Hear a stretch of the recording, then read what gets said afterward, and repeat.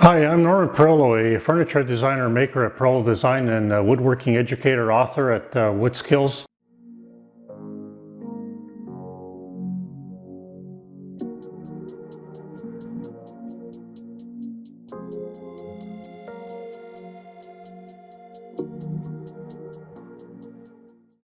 Hi, today I'd like to talk about the do's and don'ts of woodworking. So this is an accumulation of what I've learned over 3 decades of woodworking, and I can attest that other woodworkers have probably experienced or learned the same. So just to save yourself some time, if you're a novice or an intermediate woodworker, I'd like to share some of the do's and don'ts that I've learned to appreciate over the years. So I'll start. The first one is do emphasize safety. Safety is first and foremost the most important part of woodworking. You have your fingers and you want to keep them to continue to do woodworking in the future.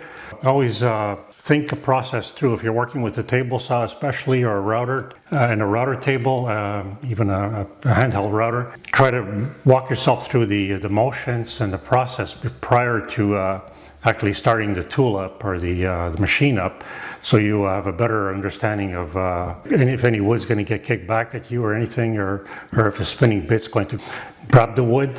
So that's an important consideration. And this also applies to hand tools for that matter. When I'm using chisels, I never use a chisel. I never had a hand directly ahead of a chisel edge, the edge of a chisel blade, because it can slip and carve something out of your hand. So it applies to both machines, power tools, and hand tools for that matter. So safety is first and foremost. I can't emphasize this more as other woodworkers. And every woodworker knows at least one other woodworker that's had an injury or something, and they haven't thought something through. They were tired that day, they were rushing something. So it's better to slow down sometimes and take a break or just continue the next day. Secondly is do select the best woods for a project. The aesthetic of a piece is what people see first. So sometimes we try to scrimp, or we try to not use the best woods for a project. If you're investing all that time and all that labor into creating something you're going to be proud of, it's worthwhile to spend the extra money and buy the woods that are worthy of that project. Clear woods, not free woods. It depends on the style of furniture you're creating. If you're creating live edge, of course you need the live edge. But if you're creating cabinetry, like similar to the type of furniture I create, I need high grade select wood, free of any imperfections and that sort of thing. And also the grain orientation becomes important. So I'll spend the extra money because I know I'm investing so much time and effort and labor and into this project. So the wood becomes secondary once you look at the large picture of what you've created, and you're supposed to be proud of this at the very end. And again, people will view the aesthetic of the piece, the woods you selected, how beautiful it is at first glance. This is what people see. So it's important to have the correct woods and even the correct dimensions, but that's a subject for another day. Again, emphasize the best woods for a project. Do select better grade woods and try not to scrimp on the quality of wood. Thirdly is do research on what you're making.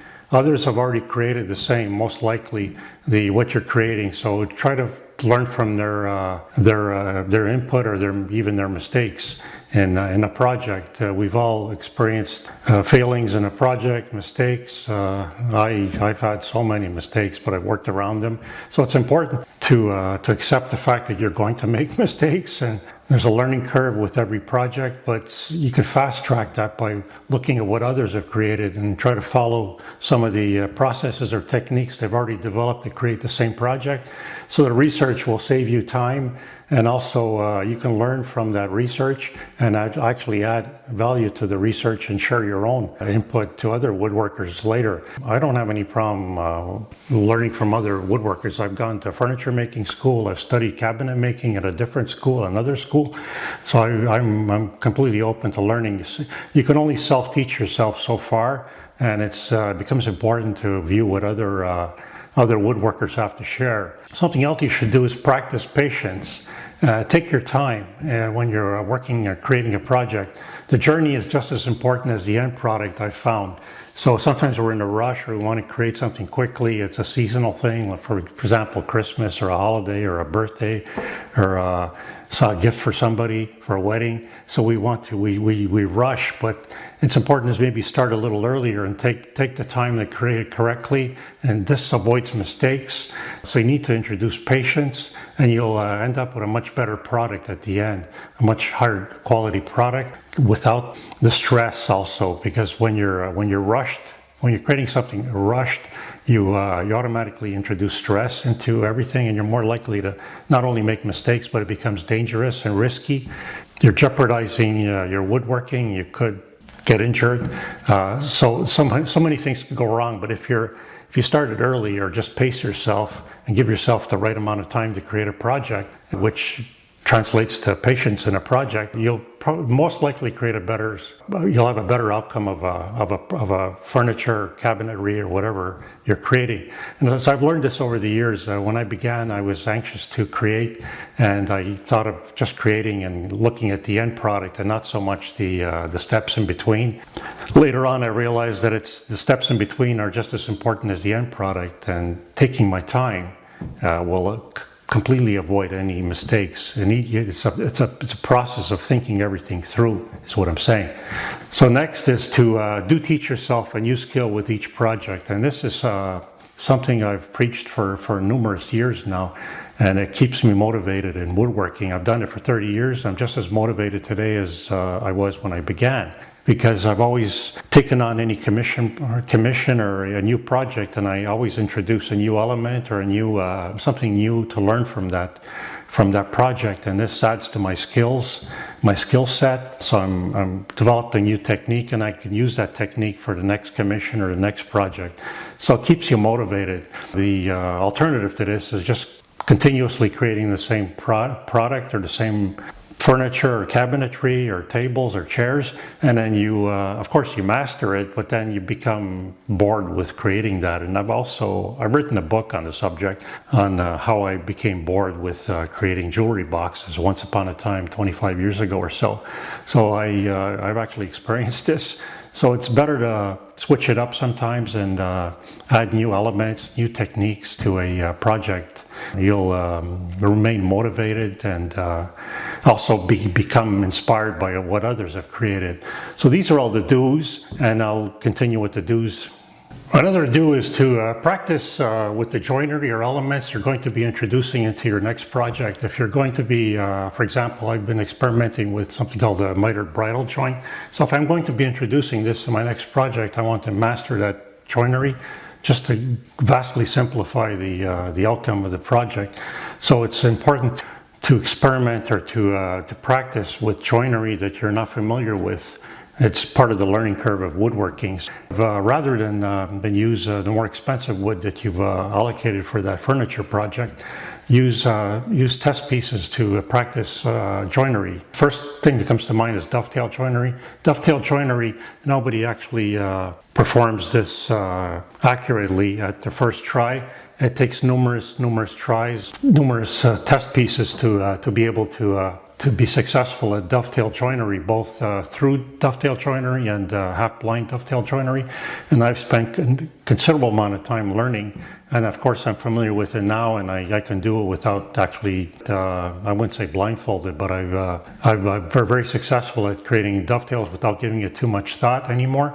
But when you're starting out, this is something, if you're introducing the dovetails, for example, in drawers, in the door fronts of a drawer for a cabinet or something, you need to practice beforehand and don't wait to do it in the project itself. So that's something to keep in mind.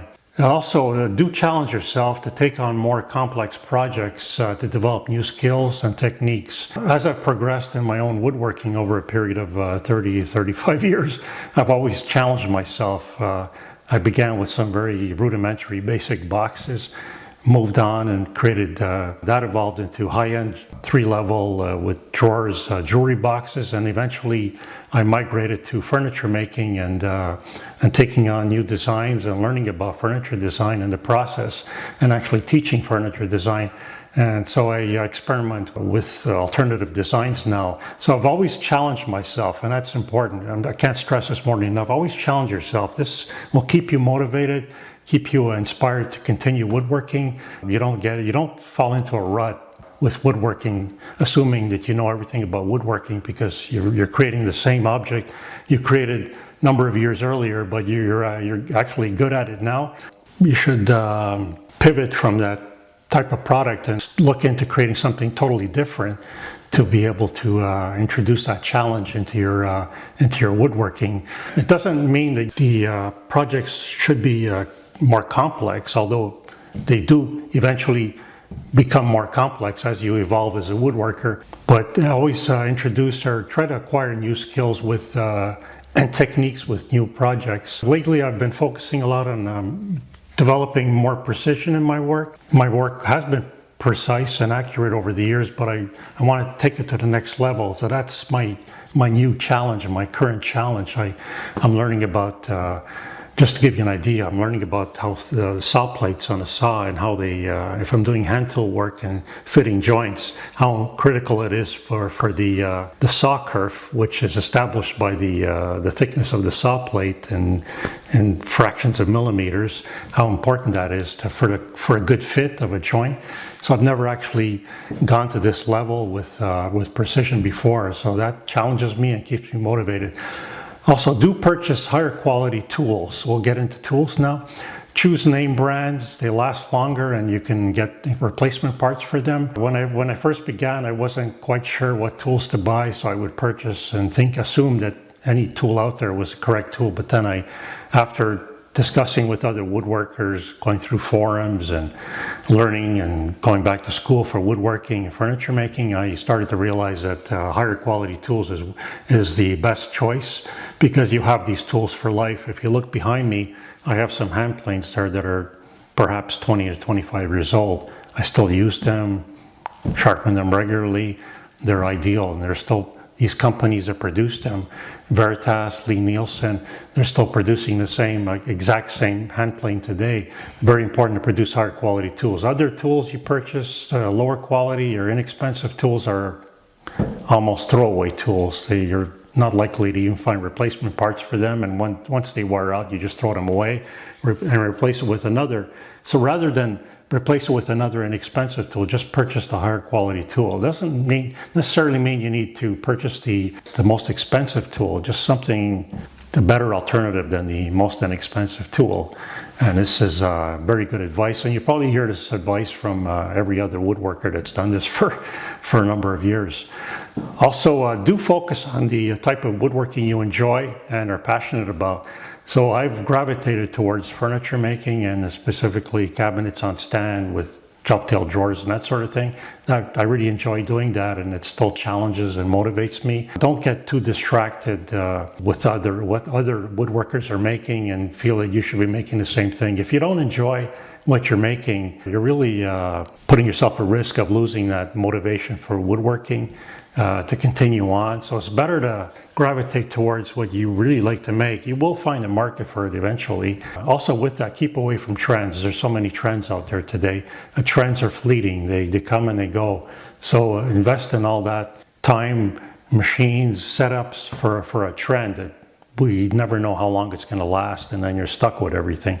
So it's better to take a step back and look at established furniture styles and work with that. They're timeless. That's what I found. I really never latched on to trends. Actually, I did once, about 30 years ago. I was creating some humidors when humidors were really popular, but I've moved away from that and sort of stay in my lane now with creating cabinets on stand and the odd table and other more designer type furniture. So that's what I do. But you need to find out what you're passionate about, a style you enjoy, and work with that. And this will develop yourself as an authentic woodworker You'll have more credibility when you're selling or marketing what you're doing, or even with your circle of other woodworkers. You'll be known for that type of product, and you'll excel at creating that type of furniture, whatever it may be.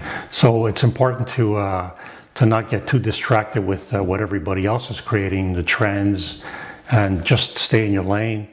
Focus on one style and work with that. And hopefully it's a style you enjoy creating, and that's the point I'm getting at. So to use the old saying, this isn't a sprint, but a journey to last your lifetime. So it's very critical to woodworking is a passion, a hobby, a pastime that will last your lifetime. And it has in my case and every other woodworker I've ever talked to. Most woodworkers that begin woodworking continue to do it for forever, and they might stop for different reasons. Life gets in the way, but they after a year or two or three, they resume woodworking and they continue, and maybe that's a needed break, who knows. But it's a lifetime passion, it's a lifetime pastime, a lifetime hobby. Keep that in mind, because it's better to learn things correctly, learn slower, develop the patience, because you have a whole lifetime, essentially, unless you're 80 years old and you're trying to catch up. But for the most part, if you're middle-aged or something, you have a long way to go. You have 30 to 40 years of woodworking ahead of you, so you could learn. There's so much time to learn everything. So that's another piece of advice. Another piece of advice I'd like to share is don't be afraid. So I moved from the do's of woodworking, and I'm just beginning the don'ts now. So don't be afraid to include hand tools in your woodworking. I use both hand tools, power tools, and machines, but I lean towards hand tools more often than not. I am a large proponent of using hand tools in woodworking, although I understand the benefits of machines, and sometimes you do need machines, so there's no denying that. I'm not dead set on using hand tools only, so I do both, but most of my work is hand tools. I'll begin a project using machines to dimension wood and prepare the wood, but I quickly move on to hand tools afterwards. So don't be adverse to using hand tools. Hand tools have so many benefits over machines. There's very little or next to no setup time. They produce shavings instead of dust, and they're quiet. So if you have a confined workspace in a condo, or you can't really create any noise or generate any noise, it might affect some neighbors, or it's in a basement and you might affect your own family. Working with hand tools is a solution. So try to learn some hand tool skills, and I offer all kinds of courses on hand tool skills. I'm a large advocate or proponent of using hand tools, and I really grown to appreciate hand tools. Actually, at the moment, I'm experimenting or learning more about Japanese hand tools, Japanese saws, the zukis, ryobas, katabas, and all the chisels. So I use both Western and Japanese style woodworking tools in my work, and it's fascinating. To the evolution of hand tools, an example is right behind me. All these plow planes I've restored over a number of years, and I have so many more tools that are restored.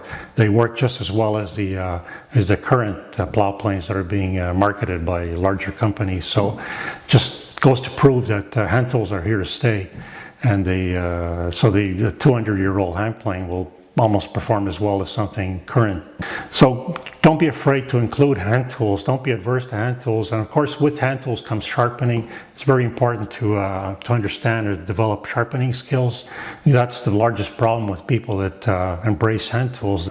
They don't have sharp tools. They don't understand how to sharpen, and they're turned off to hand tools because they just don't cut like they're supposed to. So it's sharpening goes hand in hand with hand tools. It's a skill you need to develop. You need to continually sharpen your hand tools. Next is don't fret mistakes. We all make them. The skill is how to work around mistakes. I've made tons of mistakes over the years. I just learned how to work around them. I don't fret over mistakes. I don't get discouraged when I make a mistake. I don't really get too discouraged. You know, it's a setback, and so it takes time to correct a mistake. But there's a little bit of a challenge in fixing mistakes, and there's satisfaction gained from that too. So it's actually not too bad. So when I make a mistake now, far fewer mistakes now than I've ever made in my woodworking career. I don't get bent out of shape over the mistake, and I just take a step back and try to work out how to resolve the mistake. Sometimes you'll need to recreate that part or that component if it's a piece of furniture, and it's simple as that. The risk with that is that if you have matching components in a piece of furniture, then that could be a problem. If there's a sequence of parts, if it's a waterfall type design for a drawer compartment or a box, that could be a bit of a problem. But it's important again to develop that patience and take a step back and go slower sometimes. So again, the skill is how to work around the mistakes, and you'll learn this over your woodworking career. Over years of woodworking, you'll make the mistakes and learn how to fix them. So sometimes when you can't fix a mistake, sometimes a small design change is necessary. And what I mean is sometimes you'll have to make something, if it's a joint and you're limited with that type of wood, that species, you'll have to create a smaller version of that, a box, for example, or a drawer compartment, because you just don't have the wood available to recreate it. So this is something, I don't know of any woodworker that hasn't created numerous mistakes in their woodworking. So some hide it really well, some mask it really well, and we're all able to fix our mistakes. So don't fret over mistakes. Most mistakes are repairable, and it's a skill you're going to develop over time. I can guarantee that. And it's just part of woodworking, the mistakes. So it's just, after all, you're just working with wood. It's likely something's going to go wrong. Something will slip, or you'll set up some dovetails wrong or incorrect. So many things. So next is don't assume you know everything there is to know. I don't really like to discuss this too much because I've known of a few woodworkers over the years that just assume that they know everything there is to know about woodworking, but there's so much more to know. Just give you an idea of myself. I've been woodworking for over 30 years, and I'm constantly learning new skills and techniques. Even to this day, I have no qualms of learning new techniques or new skills. And I've taken up Japanese joinery now to add to my skill set. I'm enjoying that very immensely, to learn how Japanese joinery and even Chinese joinery, that's a very fascinating whole subject in itself. So when we think we know everything, we look at some, for example, Japanese or Oriental joinery, and we realize that our joinery is so rudimentary compared to that complex joinery that they've developed over centuries. So it's something to learn, it's something to expand your knowledge base in woodworking. You'll never stop learning in woodworking, and don't ever assume that you know everything in woodworking. It's impossible. I'm still learning. Every other woodworker I know with my number of years of experiences will say the same thing. It's a constant evolution of skills and techniques, and this is what keeps us all motivated as woodworkers. Another don't is not to be afraid to ask or consult with other woodworkers on how to best perform a task, or even for a design critique. If you're developing a design or developing a project and want to run it by other woodworkers to determine if you're on the right track, or if your proportions are right, or dimensions, or if there's anything you can improve in the design, it's better to do that, because it's become so kind of expensive to create larger or even smaller projects now with the cost of wood, high quality wood, and all the time you're going to be investing in the project. So it's always good to run it by others to determine if the scale or proportion or the aesthetic of the piece is worthwhile continuing, or you should make some small changes. Sometimes we're so wrapped up in a design where we don't take a step back and get the big picture of is this the right design, or something I could change to make it more successful as a project or a design. So don't be afraid to ask for advice, even for techniques and that sort of thing. Most woodworkers have already gone through that path, and if you find a woodworker with that understands or knowledgeable about what you're going to be asking them, feel free to ask them.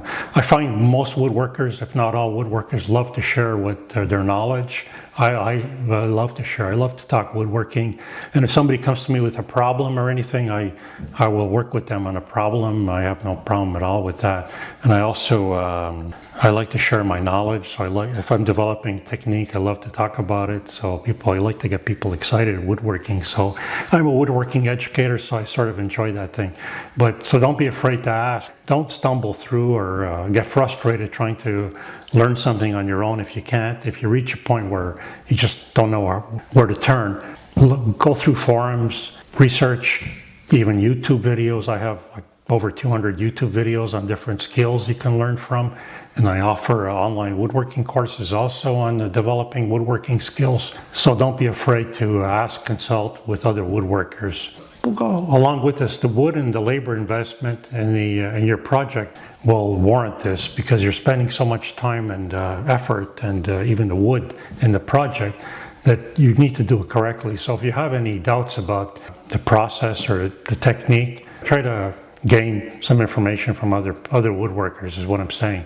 Lastly is, do not purchase tools you will likely never use or use sparingly or infrequently. I can't stress this more than enough. I've gone through that when I began, and I've seen other woodworkers do this. They just invest in all kinds of tools that they think will solve their woodworking dilemmas or woodworking problems, but at the end it's better just to have fewer tools, the correct tools, and only the tools you really need for the style or the type of woodworking you're doing. Work with fewer tools and learn to use them correctly is what I found. So when we have too many tools, we don't pick them up. We don't pick them all up very often. So we pick them up infrequently, and it's always relearning the skill or the technique of how to use that particular tool. So every tool essentially has a learning curve. So if we have fewer tools to work with, we tend to understand the tool better, and we're more likely to pick that tool up for whatever we're doing in woodworking. So if we have too many tools, we never know which tool to pick up. So then it's just, again, it's reinitiating that learning curve on how to use that particular tool. So I found this over the years, and I've started to whittle away or downsize the tools I have. I don't look behind me too much, because this is just an accumulation of 3 decades of woodworking. And I don't use all the tools behind me, but I do use some frequently. But I have a good selection of tools that I use very, very often. I have maybe 6 hand planes that I use. I can pick up and don't need to relearn how to use that particular tool in my work. So this is very important, very critical. So don't just purchase tools thinking that they're going to solve your woodworking dilemma or problems. Along with that, the woodworking tool industry will always try to sell you a better solution or an easier solution, but usually the simplest tool is the best option. I've also discovered this. There's a whole industry out there of woodworking tool manufacturers that are only too anxious to sell you what they lead you to think is a better solution for your woodworking, or to make your woodworking simpler or easier. But it's another machine, and you have to learn the skill how to use it. For the most part, people will purchase these machines and they're for sale in a year or two, because they've realized that that's not the solution and there's a better machine. So it's always chasing that dream, or chasing the next machine, or chasing the next tool. Just take a step back, purchase fewer tools, invest in higher quality tools. Look at how long the tool's been on the market. That's a good indicator of how successful woodworkers have been with it, and it's not something new. And if it is something new, wait a few years before investing in it, thinking it's a better solution. So only purchase a tool when you need it in your work. And I've also discovered this. It's just way too easy to go out there and just purchase tools sometimes. They become sort of inexpensive. So it's easy to just accumulate a large number of tools that we never use or rarely use. So it's important just to take a step back, buy fewer tools, higher quality tools, and only the tools you really need for the type of work you do. Just an example, my woodworking has evolved. I was originally a box maker and evolved into furniture. So the type of tools I use for box making are not quite the same as I need for furniture making. So this just proves that all the tools I would have purchased for that are not really applicable to my current woodworking. So it's important to only purchase a tool when you've developed not a style, but something you're motivated, the type of woodworking you really want to do. Another example is lathes. I've never embraced lathes, and I know it's a whole world in itself, and many woodworkers will develop skills with lathes, but I'm just not interested in lathe work at this time in my career, my woodworking career. But I've found that other woodworkers will purchase a lathe thinking that this is something they should embrace, and within a few weeks or months, that lathe is gathering dust in a corner and it's not really used because it's not something that really interested them in the first place. So they want to perhaps work more conventional, traditional woodworking, not so much turning wood. So it's something to keep in mind. Try to stay away from all these influences, and really only purchase a tool when you need it. So I think that'll be it. I mean, I could go on and on, but these are the highlights, what I wanted to talk about today, all the do's and don'ts of woodworking. And I'm, again, sharing the 3 decades of woodworking experience with you. So hopefully you've gained something from this talk, and you can apply some of what I've learned from into your own woodworking. So enjoy. So please subscribe to my YouTube woodworking channel, where I share more of my woodworking techniques, my woodworking philosophy, my thoughts on woodworking, and all the challenges I've experienced. And I introduce some of the new forms of woodworking I've discovered. And also visit woodskills.com, where I have a good selection of my books, both in print and digital format, on woodworking, and all my online courses, and I also offer some woodworking plans. I have maintained a regular blog on what I've got going on in my workshop and in woodworking in general. So enjoy.